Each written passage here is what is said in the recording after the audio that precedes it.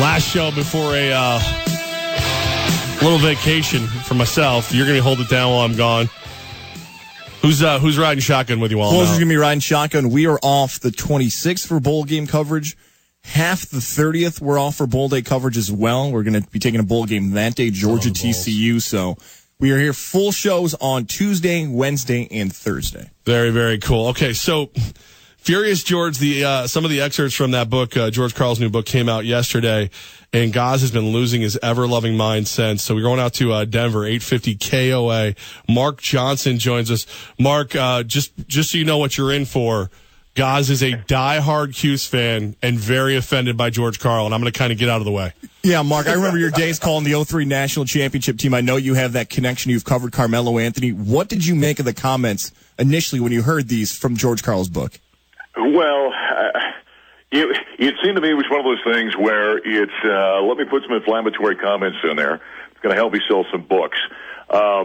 If you're going to go through and analyze everything he said, there might be some truth in all of it. But I've got an issue with the airing of the dirty laundry kind of thing in the book simply because, now you're at the end of your career, you're essentially retired, and let me give him some publicity out of this. So, knowing both of these guys, listen, if George had some sort of issue that he's been dealing with for years since he finished coaching Carmelo, I guess he could have called him up and tried to work through him personally, but I question the idea of putting this stuff out on a public forum like this. In Denver locally, was there talk of this relationship really being very tough between the two guys? They didn't get along? Was this known in Denver?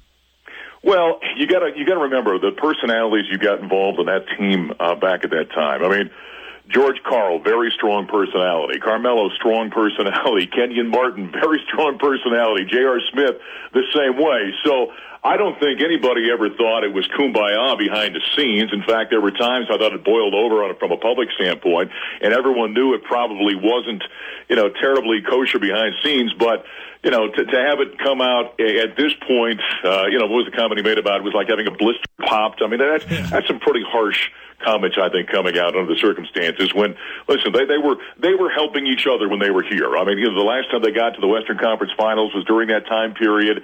They had some very talented players on there. George has been a very good coach. We all know that.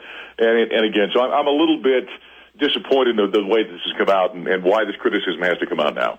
Mark Johnson from 850 KOA, voice of the Colorado Buffaloes, joining us right here on 104.5 The Team. Mark, I'm sitting here I'm kind of a Cuse fan because I grew up in upstate New York, but I'm a little more mellow, and no pun intended. Did you see anything that changed your opinion of either guy? Because, I mean, that's kind of where I'm at.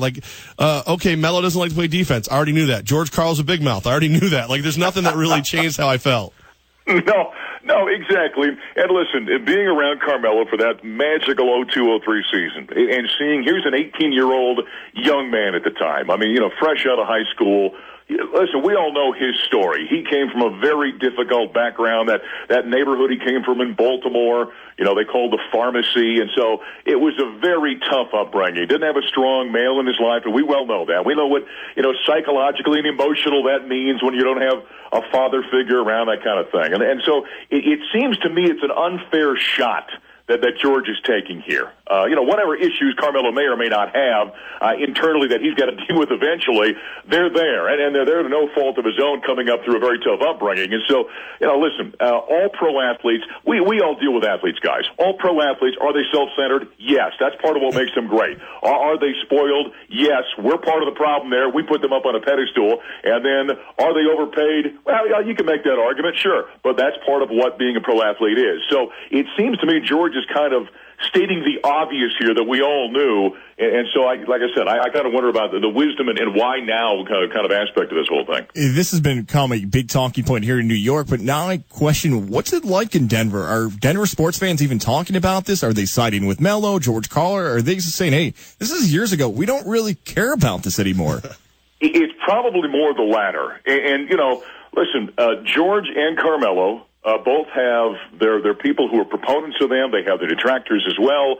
And so I don't know that there's any great, admiration or love loss in regards to these guys. They don't look back too terribly fondly about it. I mean, it's not like, they'll view a Terrell Davis or a John Elway or someone like that, or a Joe Sakic or somebody along those lines. These two guys aren't viewed the same way here in the Mile High City. And so it certainly made a ripple. It's been a topic of conversation the last couple of days.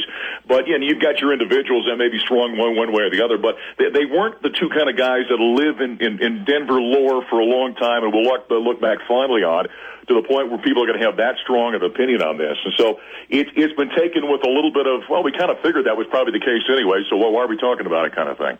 Mark Johnson with us. He's the voice of the Colorado Buffaloes. He was in Syracuse, voice of the Orange. So, Mark, somehow I grew up a diehard Raiders fan, and I'm coming out there for Week 17. I've never been to Denver in my life. What can I expect? Well, it all depends on what happens on Christmas night in Kansas City. I mean, if they go in there, if the Broncos go into Kansas City and don't win that game, then it's over. And there is no defending the Super Bowl championship, because they'll be out of the playoff picture. Then that game, will mean more from a Oakland standpoint than it will from a Denver standpoint. I mean, usually that's a fantastic rivalry. The fact that the Raiders are, better than they've been in well over a decade has added some juice to it this season. But again, if the Broncos don't have anything to play for, it's going to take a lot of the steam out of this game coming up next week. So it all depends on what happens on Christmas night in Kansas City. But the hope is here in Denver, they win that one, and then this thing really becomes a monstrous game, the final game of the season. So I guess we'll have to wait and see. But, hey, man, it's Denver. It's awesome. It's wintertime. It's Mile High Stadium. So all that's going to be great. All that's left to be seen is what kind of impact that game's going to have. So, if I go head to toe silver and black, am I in trouble? Should I just wear plain black? I'd probably maybe not go overboard in that regard, because even if the Broncos aren't playing for something, that may make Broncos fans even angry. So you don't want to entice them at all. So, don't poke the bear, if you will, when you come to town. Fair point. Mark Johnson, 850 KOA, voice of the Colorado Buffaloes. Man, we appreciate your time. All right, guys. Take care.